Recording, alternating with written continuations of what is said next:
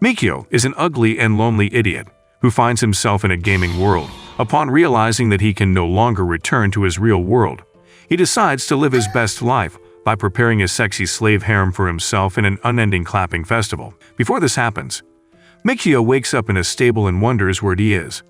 Then he realizes that this could be because of the weird online game he had just been playing some time ago. After selecting something on his screen, the game had led him to this unknown game world. Realizing that he is now in a game world, he takes a look at his stats in this world, using the identity power he had also clicked in his earlier game selection. This reveals that he is just a level 1 villager, no different from the loser he was in the real world. Fortunately, he sees a powerful sword called Durandal and the Ring of Determination that improves his offensive power. Fully aware that he is not as normal as he was in the real world, he springs out to kickstart a new adventure. When he steps out, he realizes just how peaceful this world is, making him pleased at how this game is starting out. Just then, he sees some of his fellow villagers trying to fight off some bandits. Using his identity powers, he notices that the bandit leader's bandana is powerful. With the fight continuing, the bandits outmatch the villagers, leaving him with no choice but to intervene. Just before one of the bandits kills a villager, Mikio takes his head as a souvenir. He does the same for another, causing the bandits to retreat in fear. However, Mikio's heart remained as hard as his lonely boner. He runs after them, swinging his sword like a samurai warrior, and harvesting their lives for pleasure. After that, the village chief comes to appreciate him for saving the village. To show his appreciation, he takes Mikio to a store filled with the spoils of war from the defeat of the bandits, asking that he take all that he can as a reward. Immediately, Mikio recognizes the bandit leader's bandana and realizes that although it looks similar, it isn't the same one he had seen earlier since this one has no skill. He informs the village chief that someone had shaped the bandana. Hearing this, he assures Mikio that he would look into it. Later on, Mikio gets taken to a room to rest. There he tries to log out of the game and return to the real world. Unfortunately, and after several tries, he comes to the realization that he is stuck here forever. It was at this moment that he knew. He f***ed up. When this happens, the stupid idiot ignored the fact that he is trapped, and is concerned about the bandits he had just sent to the underworld. He begins to feel bad about real people, and not game characters like he thought. However, he comes to the conclusion that he was only answering the call of duty, since the bandits were bad people. Shortly after, the old man returned with the wannabe ninja who swapped the bandana. After getting his hands on the real one, the old man asks Mikio how he wishes to punish the thief, but he doesn't seem to give a f***, and asks the old man to handle it how they would normally do. Just then, the old man casts a spell, revealing the thief's intelligence card. Seeing this, Mikio wonders what the heck is going on. In response, the oldie states that he is making it known that the thief is now a slave by putting the information on his intelligence card. Apparently, the punishment for theft in the village is slavery, whereby half the proceeds from the sale is given to the victim of the theft, which in this case is the clueless Mikio. Also, the oldie hands him the intelligence cards of the bandits he had just killed, informing him that there could be a price on some of them if he goes to the Knight's station at Vale to redeem them. The following day, the old man takes Mikio to Vale, where he redeems the bounties. While they head to where the slave would be sold, Mikio is thrilled with how this world is and finds himself looking around. Seeing him, the oldie warns him not to do so, because there are so many areas which aren't safe. He informs Mikio about a brothel in the area, and this causes the horny dummy's imagination to run wild. He begins to imagine the taste of large and succulent melons, coupled with the thought of clapping many. Shortly after, they get to the mansion of the slave trader Alan. He informs them about the Labyrinth which had just opened up in the city. Upon hearing this, Mikio realizes that there is not much difference between this world and the real world. When Alan hears that Mikio fought off all the bandits in the village alone, he is surprised at how he was able to do so. However, Mikio states that it was a piece of cake, making Alan more suspicious. When the transaction is completed, the village chief hands Mikio his own share and the two part ways. In this new world, Mikio is left all alone, with no idea what to do. Not that he was much use in the real world either. While trying to figure this out, Alan comes out, asking that they chat some more. This time, he is taken to a very expensive room, where Alan brings up the suggestion that he should buy some slaves. This because Alan had figured that he was unadventurous, seeing as he defeated the bandits all alone. Upon hearing this suggestion, Mikio wonders if it is right to buy a new slave when he just sold one. To ease his guilt, Alan reveals that his trading company deals more in selling female slaves that would give him easy access to premium plot development, something his loser privileges never offered him in the real world. This suggestion leaves lost in his freaky and sexy imagination of an unending harem. His thought is, however, cut short at the arrival of a maid named Roxan, with massive jiggling balloons. She serves him some tea and a clear view of her melons to serve as dessert. Feasting on this dessert, Mikio tries to keep his cool, but his love for large melons gets the better of him. When Alan notices this, he seizes the opportunity to inform him that Roxan is one of the slaves who could serve him in his quest for unending access to plot development. Also, he reveals that she is a wolfkin, which would make it impossible for her to get pregnant. That meant he wouldn't need to use protection when in the heat of battle. Furthermore, he states that she has no problems with letting him enjoy more than the deserts on her chest, as she has kept her virginity and the pleasure of this feast and her beautiful body for whoever becomes her master. Upon hearing all this, Mikio's mind runs wild, and he begins to consider the different possibilities to having a slave like her. Coupled with this, he can't imagine someone else being the master of a maid as beautiful and massively equipped as Roxan. Immediately, he demands to know the price, ready to pay now. But unfortunately, the price for Roxan is more than all the money he has made so far in the world combined. Mikio comes to the realization that broke guys can't get laid, and decides to tap out of the deal. However, when the idiot sets sights on her melons again, he is dumbfounded. Seeing that Mikio likes what he sees, Alan offers to give him 5 days to get the money. Without wasting much time, Mikio agrees, determined to get it no matter what. But there seems to be the important matter of how he would get it, since he has no idea how to make money in this world. Later that day, Mikio counts all his money, hoping he is the Elon Musk of this world, but realizes that he is a poor, ugly loser, and is nowhere near being able to afford the pleasure of Roxan's melons. While trying to figure out how to get the rest of the money, he remembers Alan talking about the existence of a labyrinth in this world where he could kill monsters to get some quick cash. Before heading to the labyrinth, he decides to reset his sword information to make it hidden from the eyes of everyone. After that, he heads out to the market to buy a normal sword. While approaching the labyrinth, Mikio sees some adventurers making use of teleportation magic to get there. He finds this intriguing but remains focused on his goal. Surprisingly to him, the labyrinth's entrance is a dark portal. Getting in, he realizes that he has now gotten the explorer skill. This apparently allows him to use a dark portal to teleport himself with a dungeon walk spell. Unfortunately, he can only use this power to transport himself within the labyrinth. This causes him to realize that the adventurers he had seen earlier using this kind of power outside the labyrinth were using something different. Walking around, he sees a needlewood monster and charges at it, killing it in one strike of his sword. Obviously, he used Durandal for this, and not the wannabe lightsaber he bought from the market. Just then, another needlewood monster appears, and this time he uses one of his spells called Overwhelming to slow the monster down, allowing him to move faster. As a price for using this spell, he loses his strong will and finds himself being totally pessimistic. While trying to figure out why this is happening, he remembers he had felt the same way after using the dungeon walk spell earlier. Fortunately, he ends up regaining his strength due to Durandal's MP absorption quality. At this point, he decides not to use any more spells until he has more MP. After a hard day's work, Mikio realizes that if he keeps earning as little as he had earned that day from killing monsters, he would not be able to afford Roxan after the 5 days given to him. As a solution, he decides that he would spend longer hours in the labyrinth to kill more monsters.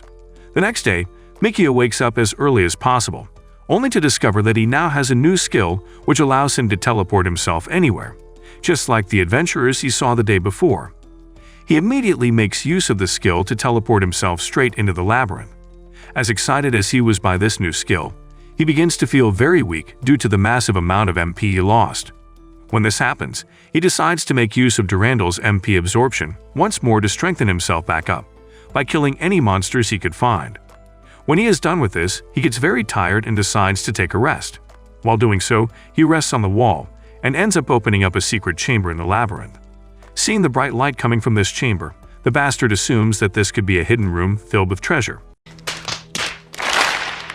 Hurriedly, he dives into the room, but is disappointed to see that the bright light he saw was just a broken sword. Just before he could explore the possibilities of his new crib, he gets welcomed by his new roommates.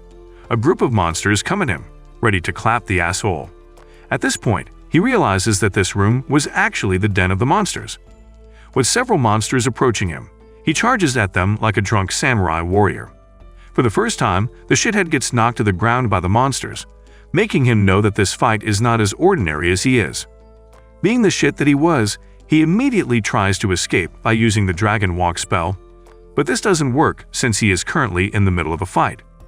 With not much option in his pathetic little brain, he activates the Overwhelming spell, slowing the monsters down and giving him an advantage over them.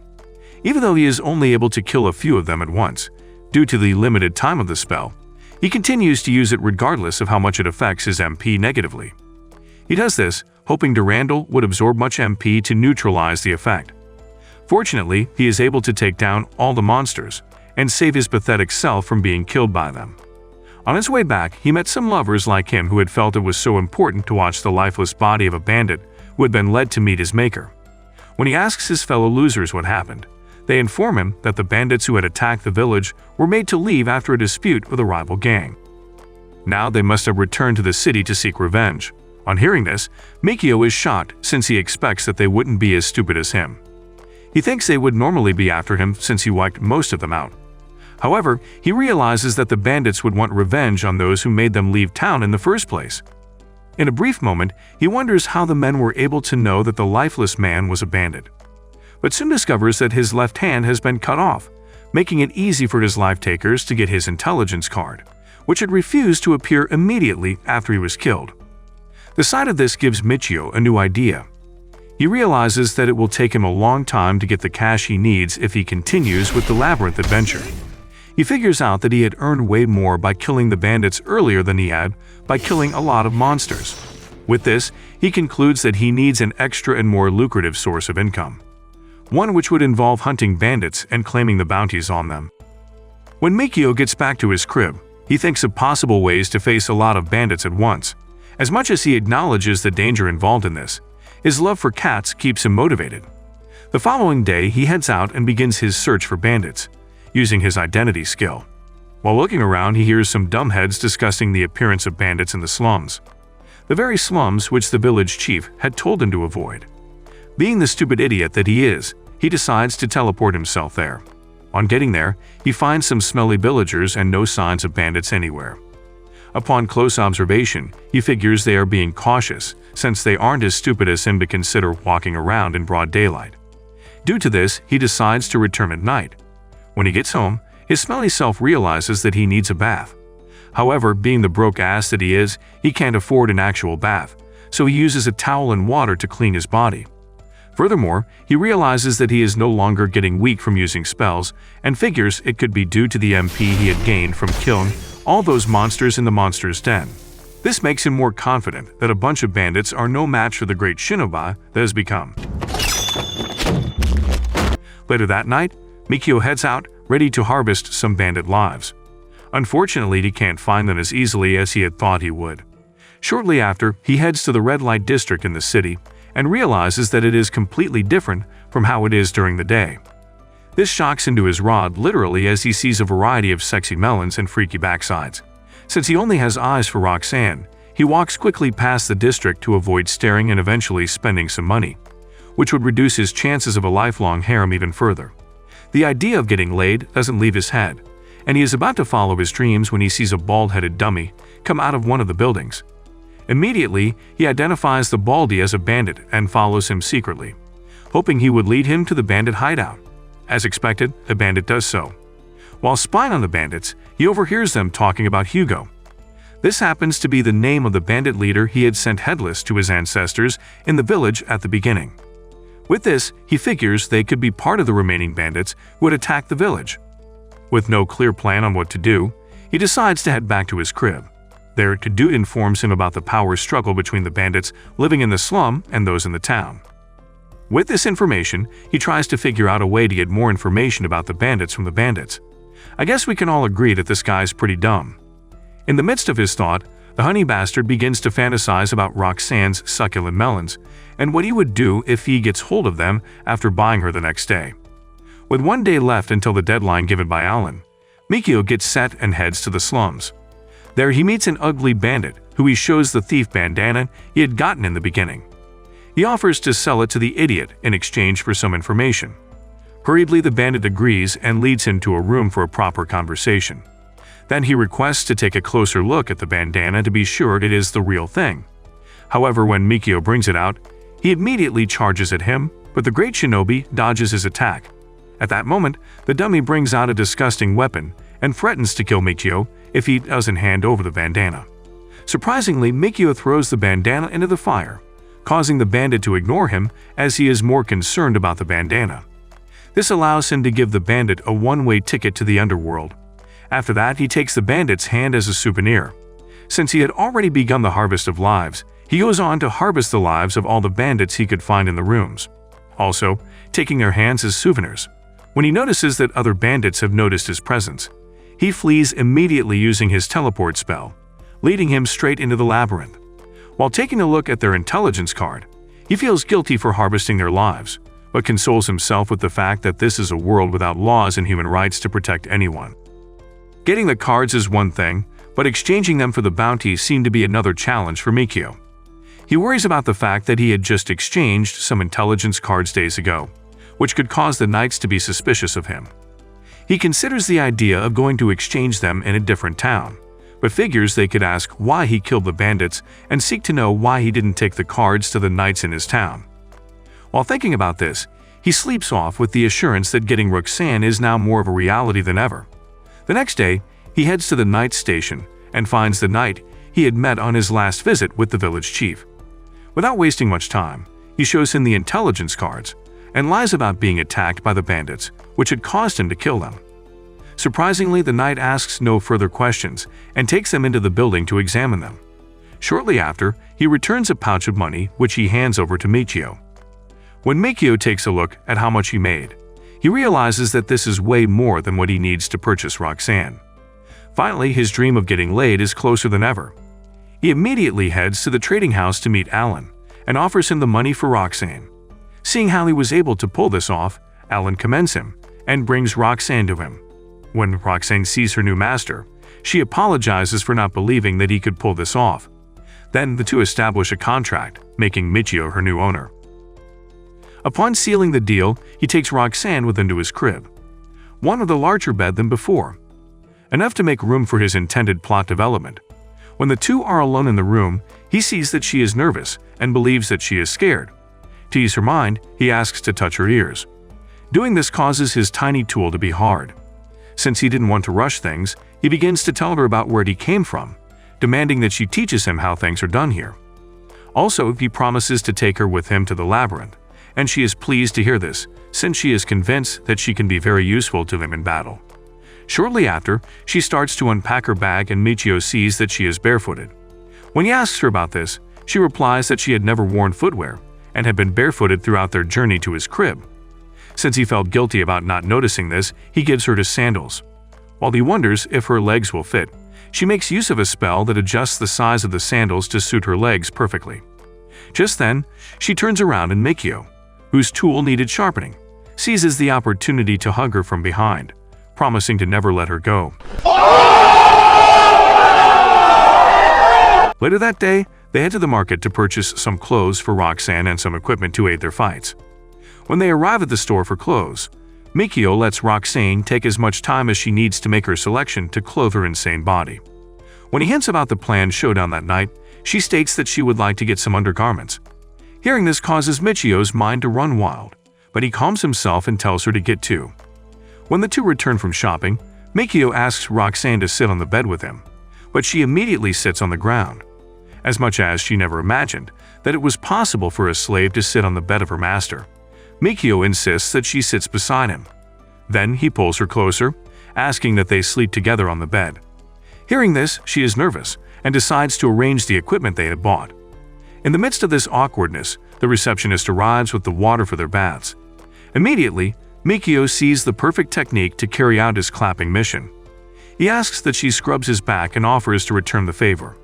The scrubbing of her backside eventually takes him to the moment he had been waiting for. He doesn't hesitate to grab her melons after scrubbing it briefly. After a moment of feeling the soft balloons, she goes on to wash his hair. This time, he gets a once-in-a-lifetime ache view of her dangling gorgeous cannons. Seeing them up close, he can't control himself and tries to hold her close to him. But she moves away from him, wanting to put on her maid clothes since she believed he would be pleased with her wearing it. This causes him to wonder what Alan had taught her. Nonetheless, he instructs her to put the clothes aside and take off the one last piece of clothing she has on. When she does this, he believes she is ready to get some of his magnum juice. Just as he imagined, he gets the chance to explore her freaky ways and fulfills his dream of getting laid and clapping with a total 10. Before sleeping, he instructs her to make sure to exchange some saliva with him before they sleep and when they wake up. The next morning, she follows his instructions and wakes him up with some passionate saliva juice. While they get ready to leave for the day's adventure, Mikio asks Roxan how he can add skills to the equipment he bought, and she informs him about skill crystals, which can be formed by the accumulation of monster kills. However, the skills in these crystals can only be crafted into equipment by dwarves, who hold a PhD in blacksmithing. With this new information, Mikio considers hiring a dwarf, but she advises him against this because the process is never successful, especially since the dwarves do not necessarily deal directly with individuals. Since he has a dwarf level of understanding, he insists on hiring a dwarf eventually. Meanwhile, since they would be heading out to fight monsters, Mikio hands Roxan a leather armor. When she puts it on, he realizes that it was revealing the curves of her facilities. Since this view is exclusively for him, he charges it into a jacket. Shortly after they head out, Mikio leads her to a street corner. While she wonders where they are going, he makes use of his teleportation skill to transport them directly into the labyrinth. This leaves her shocked as to what sort of sorcery this is. She had imagined that this skill could only be used within the labyrinth, but he lets her know that this isn't the dungeon walk she knows, but is instead a teleportation skill. Then he instructs her not to tell anyone about it. After that, the two walk further into the labyrinth, and while there is no monster in sight, Roxan uses her unique smelling abilities to sniff out the monsters. Before they head to battle, she asks him for a magic crystal, which he seems to know nothing about. Seeing how clueless he is, she explains that the magic crystals are used to accumulate the magic powder let out after the monsters are defeated. These magic crystals, she says, could eventually be used as energy sources for guild temples. After hearing this, he realizes how much of a stupid asshole he has been. He immediately seeks to know if they are very expensive, and she lets him know that they are the most valuable items in a labyrinth. While he sulks about how much money he has lost from his battle with the monsters, she calms him down by revealing that he hasn't necessarily missed out a lot since the magic crystals can only store tiny amounts of magic powder at a time. Not wanting to miss out anymore, he seeks to know how he can acquire a magic crystal, and she informs him that it can be gotten from the labyrinth or bought from the guild, which sells empty crystals to adventurers. Hearing this, he decides to get one later. The two proceed even further and soon encounter a monster. Immediately, Mikio summons Durandal, and being a total show-off, he takes down the monster in one strike to Roxan's amusement. When they get back to their crib, Roxan couldn't stop commending her master's skill, but he gives her credit for sniffing out the monster. Ready for the spin-off of their plot development, he asks her to sit beside him and make sure to do so everything they return from the labyrinth. Then he asks to play with her ears, which clearly turns her light bulb on. While stroking it, he is reminded of a meal he loved to eat in the real world. When he asks her about it, she doesn't seem familiar with it, but provides him with a likely alternative. Just then, she asks him if he will ever be returning to the real world. But being the perverted simp that he is, he says he is never going back. She had asked this question because it is common for masters to let go of their slaves in this world, but he assures her that he is never going to leave her. Where would he get easily accessible melons like hers to feast on if he does so? However, he reveals that he is considering expanding their party to make them more powerful, which she consents to.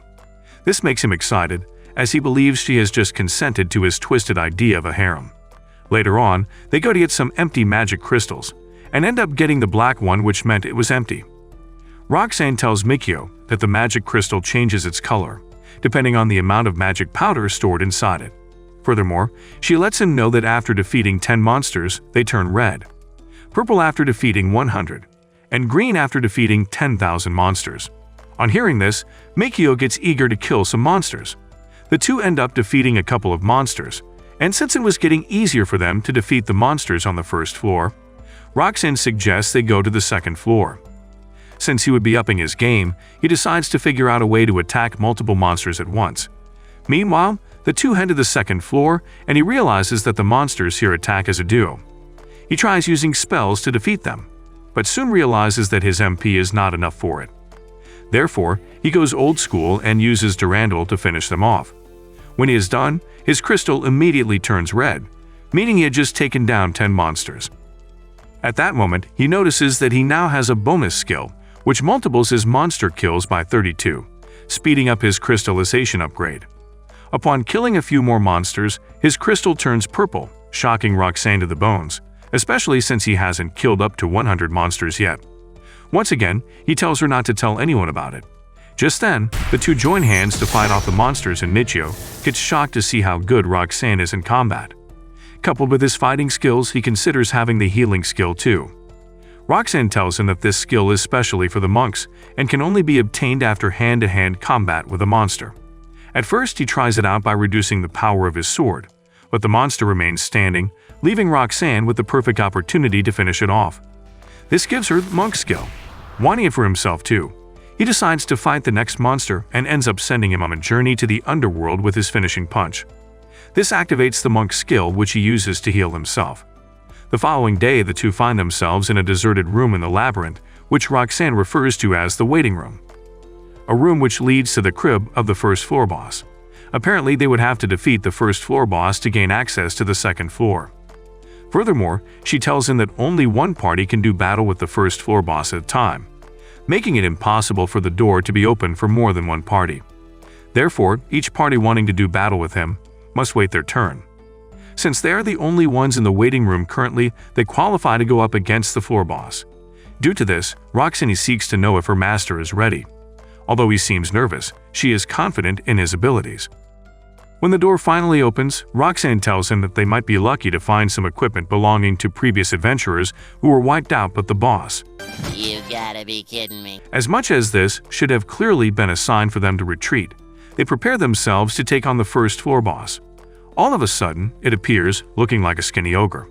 Without much thought, Roxan charges at it, but her attacks do not affect it in any way. Seeing that she is struggling, Mikio swings into action like a 21st century gentleman and tries to save the day. However, his attacks are met by absolute nothingness. Fortunately, and after several tries, he is able to split the monster's body in two. In the midst of this victory, Michio is left wondering how Roxan is able to dodge the monster's attacks so easily. He attributes this to the fact that she is a beast warrior. While he wastes his time trying to be a low-budget Sherlock Holmes, Roxan picks up a leaf left behind by the floor boss. This gives her the herbalist ability, which allows her to make medicines. Since they have successfully defeated the first floor boss, they now gain access to the second floor. When they get there, he realizes that there is not much difference, other than the fact that all the monsters in the second floor perform as a duo as opposed to the solo acts on the first floor. Since he also wanted the herbalist ability, he asks that they return to the waiting room and fight the first floor boss again. Immediately, he tries to make use of his portal to get to the first floor, but it takes him outside the labyrinth. This makes him embarrassed since he assumes Roxan might think he doesn't know what he is doing. Being an eminence of wisdom, he lies that he was only experimenting with the portal and blinded by love. Roxan believes him. The two head to the first floor boss room and take him in. This time, it felt like the boss had learned his lesson and gave them much of a fight.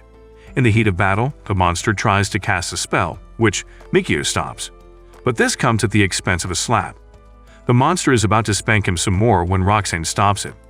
This gives Mikio the perfect cover to launch an attack and send the monster boss to the depth of Hades. After defeating the monster once again, Mikio picks up the leaf this time and uses it to make some medicines. Surprisingly, the drugs he makes are antidote pills. This causes him to realize that some monsters use poison attacks in battle. Later on, they head to the store to purchase some medicines. After that, they head back to the second floor of the labyrinth. There, they encounter a level 2 needlewood monster and a level 2 green caterpillar. Since he was more familiar with the needlewood monster, Mikio goes up against it, leaving the caterpillar to Roxan. However, while he takes down his in one strike, Roxan seems to be up against a tiny samurai warrior. However, its skill was no match for Mikio's swift strike. Since he has been curious, Mikio asks Roxan if the monsters are appearing in pairs, because they are on the second floor. She confirms this, stating that they will begin to appear in groups of 3 from the 4th floor and groups of 4 from the 8th floor. While they proceed deep into the 2nd floor, they are met by 2 green caterpillars. Once again, Mikio, being the top G, takes down his own in one strike. Meanwhile, Roxan struggles to get hold of hers. Just then, the green ball casts a spell and spits out some white sticky thread, which wraps Mikio up. Then, it springs up to attack him, but he shields himself with his legs and finds a way to swing his sword to kill the dumb ball. After being done for the day, the two head back to their crib. On their way, he figures the labyrinth could be getting more dangerous for them. This causes him to consider the idea of trying out a different and less dangerous labyrinth, one in a different city. While wondering about this, he immediately sights someone strange and pushes Roxan to the wall as a diversion. Then he uses his identity skill to find out that the man is a bandit who is now staring keenly at Alan's house.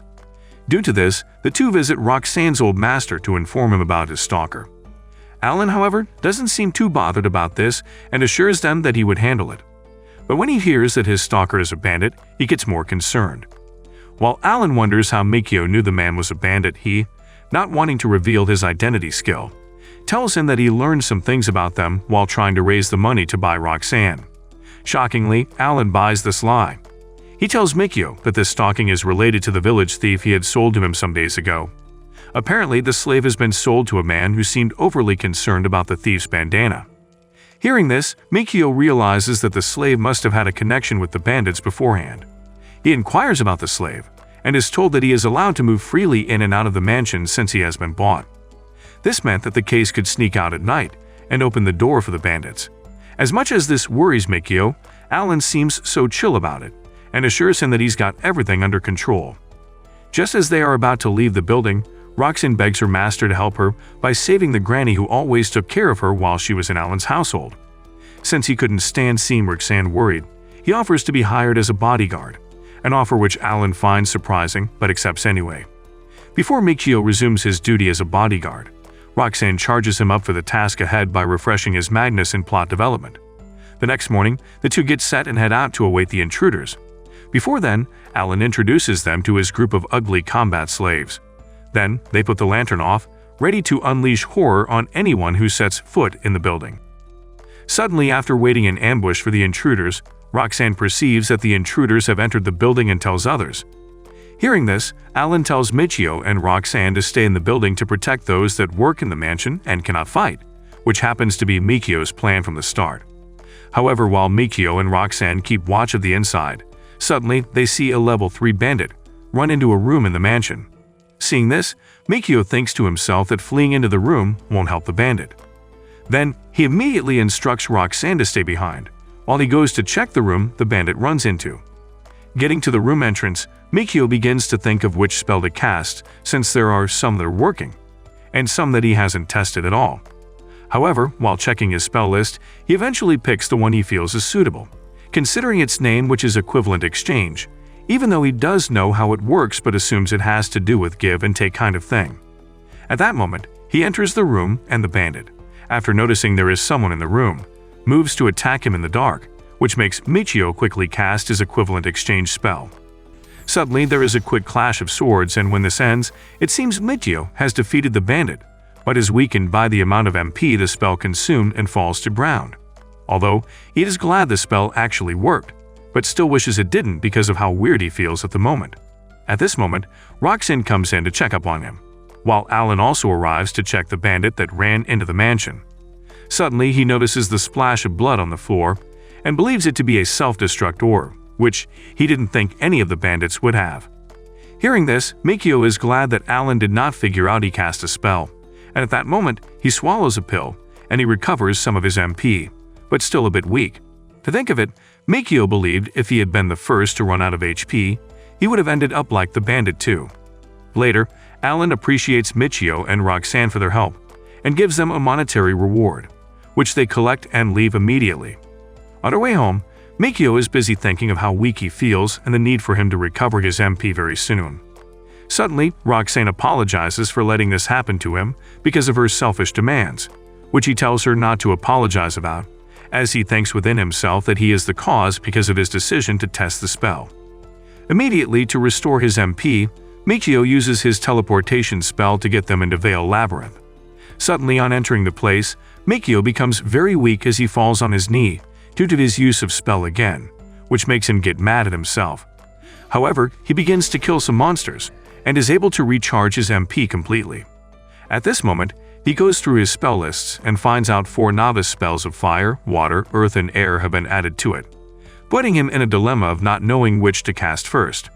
To get this, he asks Roxan of the king of spells that mage cast, to which she replies telling him that there are 3 types. Hearing this, Mikio thought the fire orb would be good and suddenly the spell activates, which makes Michio test it by firing a fireball ahead of them. Seeing how good this spell is, Mikio is happy he can now cast it and tells Roxan, who finds this surprising since he is an explorer not to tell anyone. However, they continue their hunting, and Michio proceeds to use the fireball spell, which makes him discover more about casting it. Soon, Mikio decides they go to the Labyrinth's 2nd floor, where they would find more monsters. On the 2nd floor, they encounter a series of monsters, and Mikio is able to cast different types of spells, which he finds awesome. There, he begins to think of switching from relying on Durandal to primarily using magic in combat as a way to protect Roxan from the danger of fighting monsters, because he can't afford to lose her. Meanwhile, this is because of his lustful thinking of having to keep developing plots with her, and also to continue sucking on and playing with her huge melons. Walking along the floor passage, Mikio tells Roxan of his plan to use primarily magic in combat, which she agrees to. However, they proceed to hunt monsters, and there, Roxan tells him about mage-carrying staff, which makes Michio agree to get that one next they get at the market. Then, Roxan tells him they can get that at a permanent weapons store in Kuritar, another town, as she tells him things about the place. Shortly after, they get to the 2nd floor boss room and proceed to attempt hunting the boss. Getting into the room, a big bug appears before them and starts by shooting a web at Mikio, which he blocks with a firewall spell, and in no time, they both defeat the boss, pick up their white tread reward and move on to the 3rd floor. On the 3rd floor, Roxan sniffs and informs Michio of an approaching monster which she calls Kobold, surprising him as he has never seen it before. At that moment, an ugly, short monster appears with a knife in its hand. Seeing this, Mikio becomes scared and immediately casts a fireball spell at it, which consumes and kills it off at once. Surprised at how weak the monster is, Roxan tells him this is because kobolds are beginner-level monsters. Then they find a salt stone as their reward, which after being asked how much it might cost, Roxan reveals it is the cheapest item that can be sold in the guild. Disappointed on hearing the salt price, Michio continues to kill kobolds until his last kill, which drops a knife as reward instead of salt, and he realizes at the moment that his reward pack is filled up already. However, Roxan asks Michio what level he is, to which he replies he is a level 20 explorer, surprising her, but he tells her not to tell anyone. Then, they leave the labyrinth for the guild to sell off their rewards. At the guild, they see a lady elf announcing a one-way trip to the Imperial City. Roxan, however, explains to him that the lady uses field walk like stagecoach, which helps to get to wherever one is going in an instant, as long he or she is willing to pay for the service, and this seems just like teleportation. Hearing this, Michio tells her he might go to Kuritar soon but has no business in the Imperial City, which makes Roxan tell him that Kuritar and Imperial City are near each other, surprising him, and she tells him there is no way he would be going to Kuritar without passing through the Imperial City. Surprised at this, Michio decides they will go together, but Roxan tells him she will stay behind as the cost is per person. Then he begins to think if he travels to Kuritar alone, he will be able to go back with Roxan through his teleportation spell. Getting to Kuritar, Michio is amazed at how large the guild is there, but immediately tells the elf lady to take him to Kuritar, where he teleports back to Vale's guild. Suddenly, as he gets there, he becomes weak after using the teleportation spell, which reduces his MP. Seeing this, Roxan quickly rushes to him, but he ignores her question and tells her they cannot go to Kuritar anytime they want. Immediately, they head back to the inn, where they develop a plot at night. But during their nice time, Michio thinks of getting a house so he can enjoy more time with Roxan, instead of being in an inn where there are people behind their room walls. The next day, they teleport to Kuritar to get the weapons they need, when suddenly, Roxan tells him about the Kuritar Labyrinth, and they both head there. Getting there, they see some guards at the entrance of the labyrinth, which is a dark portal, collecting entrance fees, which surprises them. But then, Roxan whispers into Michio's ears that they don't have to pay each time since they can easily teleport in and out of the place. Having left the labyrinth, they head to a supposed weapons store to get what they need. Upon entering the place, a woman who happens to be the trader welcomes them in and asks if they are looking for something or for a place to live. Meanwhile, Michio, who has looked around him but only finds kitchen utensils, tells her they thought sells weapons, to which she tells them she runs a hardware store. Then she directs them to a nearby weapon shop, which they thank her for and promise to come back to patronize her. On their way to the weapons store, Michio begins to talk about the fact that the woman asks if they need a place to live, which makes him wonder if the shop is also a real estate agency. However, Roxan tells him she does not know what the market is like in Kuretar, but tells him the amount a room can be rented yearly there. Hearing this, Michio realizes the prices are cheaper compared to how much they have been paying at the inn. Then he proceeds to ask if they can rent a house in Kuretar, and she tells him probably, since she heard a lot of explorers live there in Kuretar or in the Imperial City. In addition, she tells him that he should be able to leave anywhere since have his teleportation spell, but Michio tells he doesn't want anyone to know he can cast spells. Therefore, he would like to live in a place that is not strange for an explorer to live, and Roxan assures him to leave that for her to take care of, and they head to the weapons store. However, after buying the weapons they want from the store, the two proceed to go to the outskirts of the town in a quest to find a good place to live. After leaving the place, they head to the hardware store and ask the woman if anyone can live in town. Hearing this, the woman replies that there are no restrictions to that, but they would have to check his intelligence card. In addition, she makes mention of her and some other people being in charge of the town's 6th district, and tells Michio to let her know if he would like to get a house.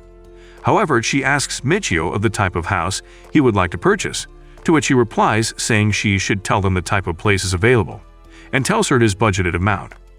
Then, she suggests a house close to the labyrinth to them, and since he's not an adventurer, she presumed he would prefer a home made with shielding cement. Hearing this, Roxan tells her field walk can't be used on a shielding cement, therefore, it must have been difficult for the adventurers. Meanwhile, Michio is thinking of his initial plan to move around with his teleportation skill, but now he has encountered something he is unfamiliar with. However, the woman tells them it is not impossible to move around, as long as he installs a sturdy partition, which will still be useful even if he becomes an adventurer in the future. Moments later, they decide to go check out the available house at the town outskirts. On getting there, Michio gets amazed by how big the house is and proceeds to check out the grasses in the yard with Roxan, only to find out how unhealthy it is. Using this new discovery, Roxan decides to price down the house since the value has depreciated because of the unhealthy yard. Also, she stylishly makes the women promise to give them seed to plant in the yard too. Then they proceed to the inside, where the woman tells them things they need to know about the house and the difficulty of getting water in the area. Few moments later, Michio excuses himself from the ladies to inspect the 2nd floor of the house. There he decides to try out if his teleportation skill would work with the shielding cement, which it does work. Seeing this, Michio becomes very excited that he can teleport from the house to go anywhere he wants. But then he rethinks this, as it can also get him in trouble if he goes to places he is not supposed to be, as they will wonder how he got into the place. Then this makes him decide to always confirm if where he's going to is being watched, or if he can use other transport spells before using teleportation skill. However, he goes back to join the ladies and tells the woman he likes the house. Also, since the price is fair enough, he accepts to acquire the house after stylishly confirming Roxan's approval. Hearing this, the woman thanks him and urges him to come with her to the town where intelligence card will be checked, and she will also form a contract with him. Just before they leave the yard, Michio feels glad that he finally has a home with Roxan, which obviously is because of perverted acts. At the town, Michio carries out all his necessary requirements without any issues and begins to wonder what they would be needing in their new home.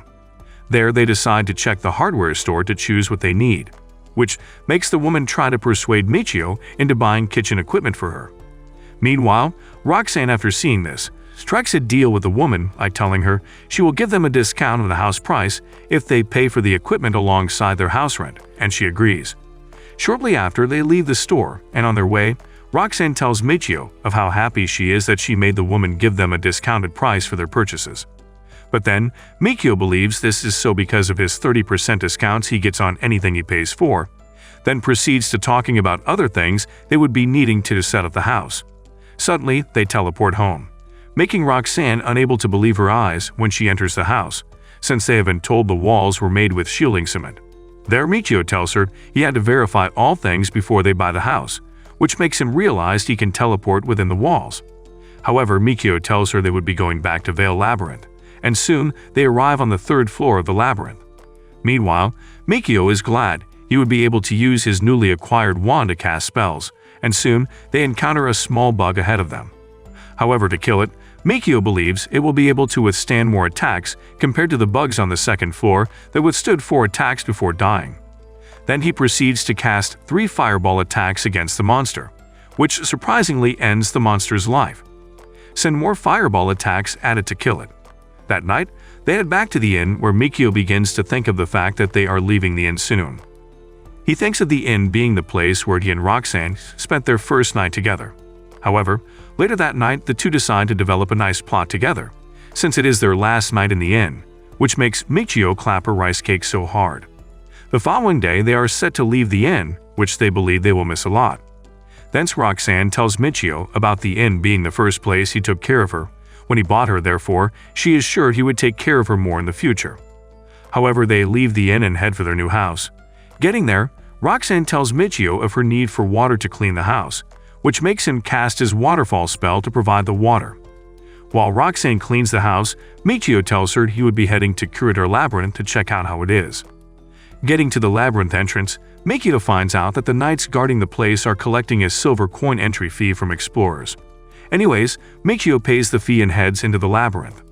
Inside the labyrinth 1st floor, Michio finds the place more spacious than Vale Labyrinth. But to his surprise, the place is so crowded unlike Vale's, as he wonders how the adventurers are able to hunt with this type of crowd.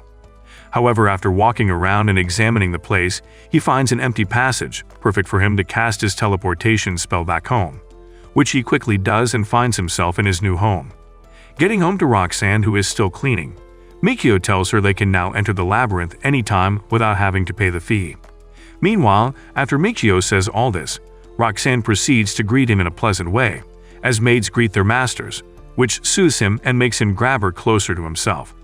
At that moment, he attempts to grind his magnum against her rice cakes, but gets interrupted by a carpenter, who announces from outside that he has come to deliver their newly purchased furniture. At night in their bedroom, Michio suddenly lays on the new bed and begins to touch Roxanne's tail, telling her they are not expecting any visitor again, and proceeds to grab her huge melons, which leads to them having a good plot to test how good the bed is. Waking up the next morning, the two begin to work toward developing a round 2 plot, but Michio tells her they have to set out to go to the QUALITY Labyrinth. Getting to the labyrinth's 1st floor, Michio is surprised at how crowded the place is, and Roxanne tells him this is so because, since everyone pays to enter the labyrinth, they would not mind staying there as long as possible. Also, the fact that the labyrinth is famous and large makes it more crowded. Soon, they arrived in front of the 1st floor boss waiting room, where they met a long queue of explorers waiting for their turn to enter.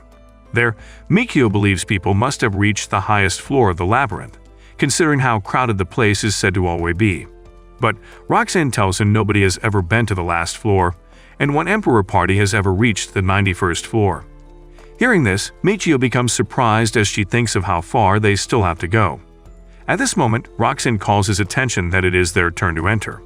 Getting inside, they could not find the floor boss, until it suddenly appeared before them, and happened to be a kobold with an attack posture. Seeing this, Michio thinks it looks strong and prepares to fight it, while Roxanne runs to attack. Funnily, to their surprise at that moment, the kobold is so slow and weak, which makes Michio casually move to kill it. Getting to the 2nd floor, Roxanne makes mention that the monsters on the 2nd floor are mainly kobold. Hearing this, Michio begins to feel disappointed and tells her to let them return home as he is done for the day, which they did through teleportation spell. At home, Roxanne tells Michio to go rest while she goes to get some herb seeds the store woman promised them, which he tells her he would like to come with her, but will have to eat first. Later, after getting the seeds from the woman and Michio buys a hoe for Roxanne to plant, they head home and begin to do some gardening by de-weeding the yard first before planting the seeds. When all is done, Michio proceeds to build a fence around the plants with some wood. Still at the yard, Roxan brings clean clothes for Michio to change into while collecting the dirty ones to wash. There, while Michio thinks how nice it would be to have a cool bath after all the work, Roxan tells him it would be nice to have a washing tub in the future. However, to get her a washing tub, Michio goes to a store where they sell things like that. But on getting there, Michio does not see the size he likes and requests for the biggest size, which the store man tells him he makes on special order, as well as a functional bathtub. Hearing this, Michio begins to describe how big he wants his bathtub, while his true intention is to have a taste of Roxan rice cakes in the bathtub in their newly acquired house. Later at the Labyrinth, they get to the third-floor boss room, where Michio kills another slow and weak kobold and gets kobold flour as a reward. Seeing this, Roxan states that it tastes better than the flour being sold in town and makes to go to the next floor when her stomach suddenly rumbles out of hunger. Because of this, Michio calls off exploring for the rest of the day to have dinner, using the flour to make something delicious. On getting home, Michio prepares a nice, delicious white cream stew with flour, which Roxan tells him she has never heard of. However, he serves her the soup, and she testifies to his thick and tasty it is, which Michio's perverted mind translates into something else. Then he began to think of the uncompleted bathtub and what he would do in it with Roxan. The next day, on the fourth floor, the two are able to kill off the monsters, including the floor boss, easily. Then they go to the inn at Vale and have a chit-chat with the male attendant there, before purchasing bread to eat their white cream stew. The following morning, they head again to the QUALITY Labyrinth, where they encounter a strong-looking sheep monster, which makes Michio scared, even though he thought he is not scared of monsters anymore because he had gotten accustomed to this world. But then, he realizes he is wrong because he is able to come this far strong because of Roxan's presence in his legs. She does not complain at all while they fight, and is always happy to do whatever he tells her to do. However, to defeat the sheep monster, Michio runs towards it with the aim of killing it once, but the monster immediately casts a spell, which affects both him and Roxan, who gets injured by her stomach side while he gets weakened and falls on his knee. Suddenly, he sees the monster trying to attack Roxan, quickly uses his healing magic to heal, and while also gets up to fight. The monster is so strong that it keeps casting spells as they try to kill, making Michio heal Roxan each time she gets affected. Soon, with determination, they begin to bombard the monster with multiple attacks, which Michio eventually puts an end to with his last strike. Exhausted, Michio asks if Roxan is okay, and also asks what the monster did to them. She explains that he was immobile, like he was asleep for a while, which makes suddenly realize that the beep sheep skill is to either put people to sleep or knock them out when it sounds an alarm. He finds this skill annoying, but is glad they only suffer one of its attacks when he casts the spell. But then, he believes he allows this to be because he let his guard down, and apologizes to Roxan for this, telling her to let him know if she feels pain anywhere. However, he tells Roxan he does not want to lose her, and then he decides it is time to return home, as what he is expecting at home will soon arrive, which makes Roxan wonder what he exactly is expecting. On getting home, a man arrives at their doorstep with a huge bathtub, which surprises Michio himself of how huge it is. Roxan asks what type of tub it is, and he tells her it's a bathtub, and instructs her to bring jugs for him to fill the bathtub with his waterfall spell, unknown to her that he bought it for them to explore their plot lifestyle. Soon, Michio begins to cast the waterfall spell and fire spells to make the water warm and suitable for them to have their sweet chemistry. Finally, the bath is ready after so many spells, but he does not mind how exhausted he is since his ulterior motive of grabbing her melons and clapping her rice cakes while having their bath is about to become real. However, to make his plan work, he tells Roxan she would be joining him in the bath, which she agrees to. Shortly after, Roxan comes to join him in the room where the bath is placed, and he brings her a soap he created, since he acquired the alchemist job to wash her body with it. He begins with washing her melons gently with the soap, before proceeding to her using her huge melons to wash his body with soap foam on her. Then, they advance to her wetting his rod gently with her melons, which soothes his body. Soon, they go back to their bedroom to sleep. Meanwhile, while Roxan is fast asleep, Michio thinks of how she was injured multiple times earlier that day, and decides he can't keep putting her in danger by placing their labyrinth exploration burdens on her alone. Then he decides it is time he considers adding more frontline fighters to his party. The next day, they head to QUALITY Labyrinth's 7th floor where they get to fight monsters and get rabbit pelts as rewards left behind by the defeated rabbit monsters. At the Imperial City, they decide to convert these rabbit pelts into money. But Roxan suggests they go to a clothing store she has heard of, which will buy the pelts at a high price, since the guild will not be paying much for it. Hearing this, Michio asks why this is so, which makes Roxan tell him it is so because the pelt is a low-level item. But then, as to the clothing store, she explains that the coats made from rabbit pelts are the best clothes during cold weather. On getting to the store, Roxan goes inside while Michio stays outside. But soon, she comes out and informs him that she is told the store will only buy the pelts if they have at least 100 of them. After hearing this, they set out early the following day, to get to work at the Labyrinth, where they hunt more rabbits to get the pelts. In the Labyrinth, while looking for more rabbits to conquer, they luckily find a treasure chest, which Roxan goes ahead to open with her knife, while Michio wonders how the ground in the Labyrinth is made of dirt. However, they get to the boss room on the 7th floor, and on getting inside, a red, fierce, and fast 3-eared rabbit appears before them. Meanwhile, at first, Michio thinks the rabbit is cute until it shows its true self and begins to run so fast towards and past them, while they try to kill it. During this, Roxan is able to block the rabbit's attack, while Michio finds it hard. Eventually, Michio is able to outsmart and kill the rabbit by using his overwhelming eyes to spot flying towards him, and immediately gets to kill it. But to their surprise, they get rewarded with rabbit meat instead of pelt. Seeing this, they conclude it to be their lunch and head home, where Roxan tutors Michio on how to make schema roast, a delicacy from rabbit meat, while she cooks. Finally, the meal is ready, and while Michio takes his first bite, he falls in love with the food and decides to go gather more rabbit meat at the Labyrinth. The following day, they continue their hunt for rabbit on the other floor, but on getting to the boss room entrance, they meet a couple of adventurers waiting in turns to enter. There they find a one-man adventurer and walk up to him. However, the man tells them he is alone and is trying to save money to buy himself a party member, but cannot not seem to stop spending the money he saves, which Michio thinks of himself being in that situation before. In addition, the man tells them he has been coming to the 7th floor for over 2 years now, but has nothing to show for it. But then, he says with a smile on his face that if he is able to defeat the floor boss, then he will have enough money to buy his first new party member. Hearing this, Michio wishes him good luck, and at that moment, the boss room door opens and the man goes in, telling them that it seems luck is on his side this time around. Soon, it is Michio and Roxan's turn into the room, and the boss room door opens. Getting inside, they find the floor boss staring and waiting for them, which they find strange, but thinks there is something special about it. Suddenly, the monster rabbit proceeds to attack them and Michio casts his overwhelming spell on it, which makes him kill the monster in a jiffy and get rabbit meat.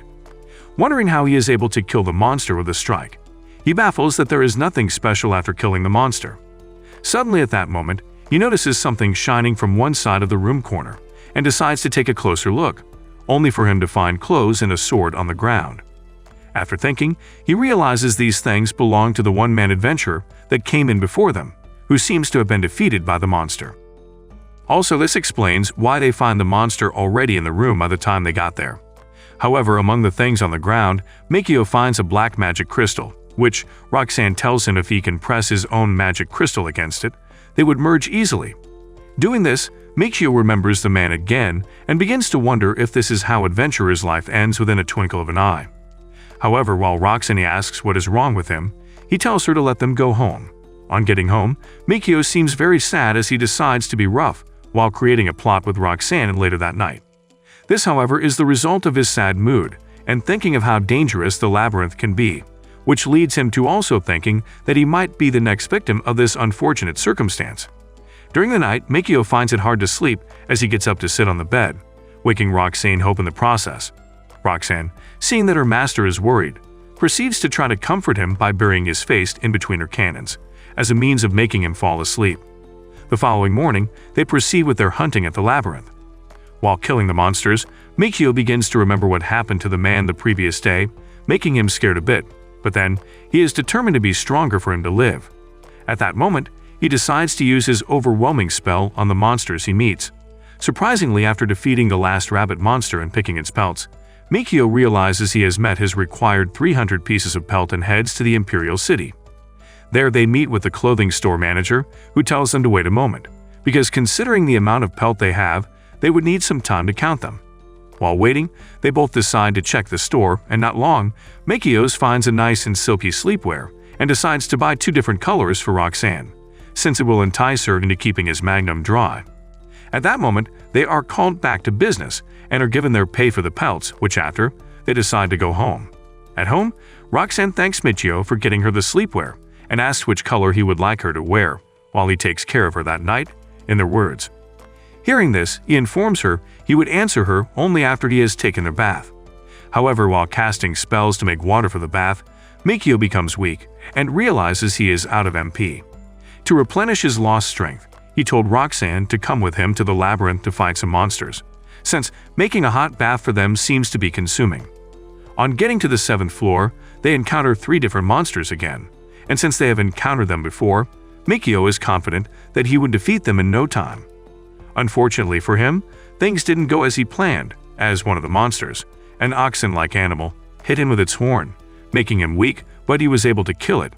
However, getting home, the 2 develop a plot in the hot shower, as a way for perverted Michio to get rid of his pains before proceeding to the room. The next day on the Labyrinth 8th floor, they seem to be overwhelmed by the amount of rabbit monsters they have to deal with, which is difficult for just 2 persons to handle. Thinking of this, Mikio decides it is time he gets another party member, so as to ease them of the stress. Meanwhile, while Mikio thinks of this, and the fact that they killed 3 monsters but gets reward on just 2 of them, Roxan suddenly shows him the treasure they have been rewarded with, which happens to be the skill crystal. The next day at home, Mikio begins to observe the skill crystal's usefulness, which he presumes is for creating an item with a skill after combining it with an empty slot. However, his problem now is how to find a dwarf with specific blacksmith skill. At that moment, Roxan comes in with food to place on the dining table. While they eat, he shows her the skill crystal, which is now turned to yellow from its initial green color, which he feels is so because he had merged 2 crystals recently, and tells her not to tell anyone about this. However, knowing that yellow skill crystals are worth a fortune, he decides to change his plan and tell Roxan they are going to Vale to visit Alan, as he would like to write his will now. Hearing this, Roxan becomes sad, but he tells her this is because of the explorer that died in the labyrinth, as he does not know what could happen to him when next he enters the labyrinth. Although he is doing this for her own good, because when the master dies, the slaves are to die along too. But then he tells her he does not want her in that type of situation, which explains why he would like to be free if such an unfortunate thing happens. Hearing this, Roxan goes on her knees and begins to beg him not to write any will, and if he will trust her, she would make sure she protects him with everything she has to ensure he does not die. Stop the cap! Seeing how determined she is, Mikio tells her the labyrinth is not the only place he might die, and she tells him she would look for a way to cure him, if that's the case. Hearing this, he becomes surprised as to why she is so determined, to which she replies telling him how strong and skilled his young self is, and she knows he has greater things to achieve in life. Also, her promiscuous self tells him he has been kind to her. Therefore, she would like to pay him back for his good deeds. Having listened to her, Mikio tells her he is not there to achieve anything significant, which surprises her, but he tells her she would not understand. Then he tells her still needs to visit Alan as he has other things to discuss with him. Also, there is a need for them to expand their party, as there are more monsters as they get to higher floors in the labyrinth. But unknown to her, Mikio is also trying to do this for his own perverted being of having an extra female to have fun with, as he imagines being in the midst of Roxan and another girl. However, Roxan agrees to the idea of expanding their party, and asks if he would like her to accompany him to Alan's place. But then, Mikio thinks that if Roxan is against him having another female slave, then so be it. Getting to Vale, they meet with Alan, who welcomes them and asks why they have come. Michio, however, tells him of his plan to expand his party by buying another slave. Then he asks if it is possible for him to purchase a blacksmith slave, which means a dwarf, but Alan tells him it will be difficult. However, Alan asks if Mikio knows that merging skill crystals often fails, which he agrees that he knows. Then, he adds that repeated failures of this merging can affect the relationship between a slave and their master, which might end unfortunately for both of them. Therefore, since dwarves know this, they don't often become slave blacksmiths, which makes the few ones that are slaves expensive to purchase, but concludes that dwarves are good for fighters and would help his party a lot. Then, Mikio proceeds to ask if there is a dwarf slave that is not a blacksmith, to which he asks Alan if he can get a dwarf that's not a blacksmith. Hearing this, Alan tells him that dwarves are powerful people that make excellent frontline fighters, which would be perfect for his party, but then he has just one dwarf, and her personality does not suit fighting. To get another dwarf, he tells Michio he can write a referral letter to another shop. Then Michio asks what Roxan's opinion is about all this, and she suggests they meet the dwarf Alan has first, whom if he does not like, there would be no need to acquire her. However, Alan leaves to have the girl get ready to meet them, and returns back to wait for her. Shortly after, an old woman, who Roxan had mentioned earlier treats her well in the mansion, brings in the dwarf girl. Roxan was surprised to see the woman. However, Alan introduces the dwarf as Sherry, who Mikio finds so small compared to her age, as she happens to be of the same age as Roxan, who is 16 years old, but with no melons to back it up. Then, Mikio begins to analyze how small the girl is and moves closer to her, which makes her suddenly greet him and introduce herself as a level 10 explorer. However, Mikio tells her since she is an explorer, it should not fit her to enter the labyrinth, making her immediately tell him she sucks at that, as she failed to become a blacksmith, surprising him. To know more about her, Mikio tells Alan to let them have their sit. Seated, Mikio asks what she meant by failing to be a blacksmith, to which makes her explain that once dwarfs reach level 10 explorer, they are given an option to change their jobs and become a blacksmith, which she fails to become after being tested. Then Mikio asks what factor determines whether or not a dwarf can become a blacksmith, and she replies, telling him that those who have aptitude for exploring Labyrinth can as well become blacksmiths. Hearing this, Mikio begins to wonder how a girl that could not become a blacksmith be useful in the Labyrinth. Also at that moment, Mikio wonders how a dwarf can fail to become a smith, as he remembers a time he learned different jobs he never possessed before.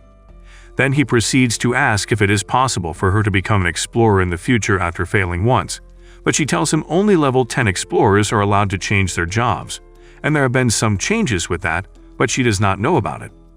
Reasoning what she just said, Mikio believes there is more to being a blacksmith than just being a level 10 explorer. Therefore, if she can achieve the supposed other requirements, she should be able to become a blacksmith. However, he begins to consider taking her in, as she is exactly the type of person he did like to have as his second party member. Suddenly, she begins to persuade to take her and promises not to cause him any trouble at the labyrinth. At this moment, Alan asks if they are done and proceeds to leave with the girl, leaving Roxan and Michio alone. However, Roxan tells Michio that Sherry won't be able to do much for a very long time, considering her thin ears for a 16-year-old dwarf. Then, Alan returns back with the old woman, who took care of Roxan while she was at the mansion, which makes her tell Michio she would like to be excused, and leaves to have a chat with the woman. That Michio and Alan proceed with their negotiation, where Michio tells him that Sherry's ears are too thin for the price he charges, making him reduce the price. Shortly after, they reach an agreement and Alan leaves the room. At that moment, Toxan gets back and Michio informs her of his decision to purchase Sherry. Hearing this, Roxan delightfully agrees to his decision as a good one, surprising him as he thinks she would be jealous. At that moment, Alan arrives with Sherry to her new master, and soon has all necessary documentation and leaves for home, using Michio's teleportation skill. Experiencing teleportation skill for the first time, Sherry becomes very surprised, as she didn't expect it to be real, since she thinks it was only a myth. However, Michio proceeds to ask her the type of weapon she uses to fight, and she tells him it is a maul, even though she has never killed a monster with it before. At that moment, they talk about how to go on their visit to the labyrinth, where Sherry gets more shocked and blown away after hearing that Michio can also cast spells, but then she is told to keep it a secret. The next day, they all head out to get a maul weapon for Sherry. On their way, Michio asks her if dwarves are supposed to use maul, but gets surprised after Sherry tells him dwarves might look small, but they are strong, therefore they are capable of wielding heavy weapons. Getting to the weapons store, while Michio looks at the kind of mauls available at the store, he surprisingly sees Sherry carrying a big maul she likes, which makes him believe she is strong indeed. However, she tells him she would love to have the maul as her weapon, which makes him buy it immediately for her. At home, Michio gives Roxan a new pair of leather shoes and tells her to hand her initial ones to Sherry, who finds this surprising. Along the line, they end up having weird conversations about huge and small melons, which Roxan complicates by dangling her massive cannons. Soon, Michio tells Roxan to prepare to go to the labyrinth with him. Then he proceeds to ask if Sherry would like to come with them, which she immediately agrees to and begins to dress up as an adventurer. While Sherry gets ready, Mikio stands there observing her maul weapon and realizes that it has an empty skill slot. Immediately, he asks if she knows what an empty skill slot is, and she replies stating that there was once someone who proposed the theory. In addition, she states that according to the theory, equipment has something called skill slots, and skill crystals cannot be combined with items unless they are empty. Hearing this, Mikio asks if the term's theory means it is not confirmed, but she states that even if skill slots do exist, nobody can see them, unknown to her that Mikio, who is surprised that she knows about all this, can. However, Mikio asks if she knows anything about Explorer's job, to which she explains as being a legendary job. And since she believes nobody has seen the job either, therefore, it is possible it does not exist, which makes Mikio realize that the adventurer job is a rare one. Later, they end up in Vale Labyrinth 5th floor and not Kuradar. This is probably because of how crowded the place is. Here, Mikio tries to put in his all so as to show off before Sherry, and makes sure he kills the two attacking sheep monsters in a strike each. Meanwhile, Sherry, who watched their skills in awe, suddenly developed a likeness for Roxan for her outstanding ability to dodge the monster's attack. This, unfortunately, makes perverted Mikio jealous, after doing all that to gain her attention. However, Mikio, after realizing he has gained enough MP, decides it is time for them to go home, which they did through the teleportation skill.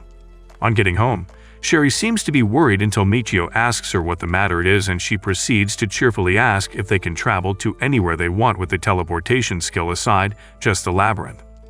Also, she says that she did not hear Mikio chant incantations to teleport, to which Roxan answers that he can use spells and skills without speaking any incantations, which surprises her a lot and makes Mikio feel proud of himself. Still surprised, Sherry decides to ask what level Mikio is to be able to kill the monsters in a single blow, to which he replies that he is in level 33. On hearing this, Roxan is surprised as to how he suddenly goes from the level 20 he told her before to level 33. However, Sherry still finds it hard to believe that a level 33 adventurer can defeat monsters with a single blow, while Mikio thinks highly of himself until he calms her down by patting her on the head and tells her not to tell anyone about this. At night, while at the dining table to eat the dinner Sherry prepared, Sherry refuses to eat or sit with them since she is a young slave, but gets persuaded by Roxan, who tells her that their master loves to eat with them, and asks her to come sit by her side. Suddenly, while trying to have dinner, Sherry asks Mikio why he went to the labyrinth while they were preparing the bath and cooking. Hearing this, Roxan asks if he does that to blow off some steam, since preparing the bath is a lot of work, but Mikio tells her if he does that to recover his lost MP. However, he goes ahead to ask Sherry a question by asking what unique job humans have since Wolfkin had the Beast Warrior job and dwarves gave the Black Blacksmith. Hearing this, the girls feel shocked and embarrassed and tell him they will accept anything he has for them. Then Sherry proceeds to tell him that humans' unique job is the ability to have multiple plots, which makes them plot maniacs since humans are a species whose desires sometimes grow to a tremendous size. Hearing all this, Mikio becomes shocked himself and decides to use this new information about humans to buttress his lustrous thinking of getting more slaves. Then he tells the girls to go undress and join in the bath, since after all he is human, while he also thinks of how he will finally have to bathe together with two girls. Soon the girls arrive in their towels to join him, when suddenly Roxan removes the towel from her body, exposing her gigantic melons. On seeing this, Mikio feels on top of the world, like it is his first time seeing such melons. During this, Sherry feels so surprised and shocked, since she sees it as a new thing. Soon, they begin to develop a plot of Mikio washing the girls' melons. Then they proceed to have a shower plot of the girls washing his body with their melons. Later, they head for the room for their main course, where they all have an intense plot together. The following morning, Mikio realizes he has acquired some development after the clapping festival the previous night. At that moment, he remembers what Sherry said about human lustful desire and decides to grow out of controlling them by buying more slaves.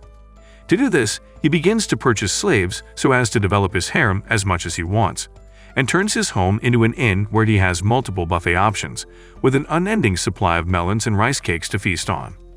What a lucky bastard. I wish I was him, damn it. If you have watched this recap till now, type melons in the comments.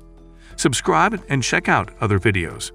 You'll definitely enjoy the story of Glenn, an ugly, lonely loser who specializes in healing lustful, beautiful monster girl.